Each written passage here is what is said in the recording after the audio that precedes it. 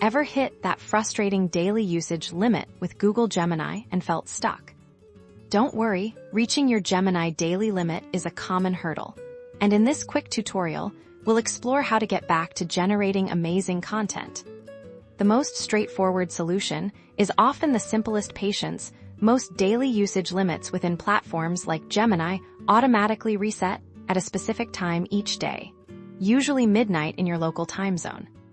To confirm your reset time, or to understand what contributes to your usage, you'll want to check your Google Cloud Console if you're using Gemini for development, or the relevant Google account settings if you're using a consumer-facing version.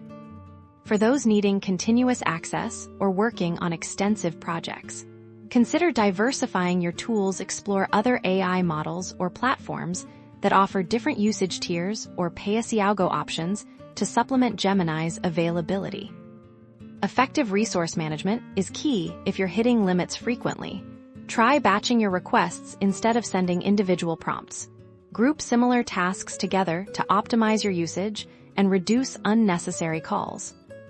Analyze your past usage patterns where there are specific times or types of prompts that caused you to hit the limit quickly. Understanding these trends can help you adjust your workflow proactively.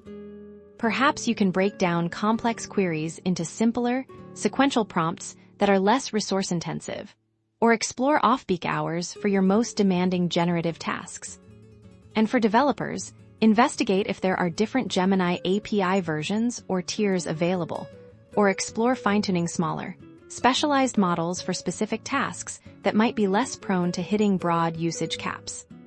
By understanding the reset cycle, exploring alternatives, and optimizing your prompts, regaining access and effectively managing your Gemini usage becomes much smoother. Like and subscribe for more AI tips.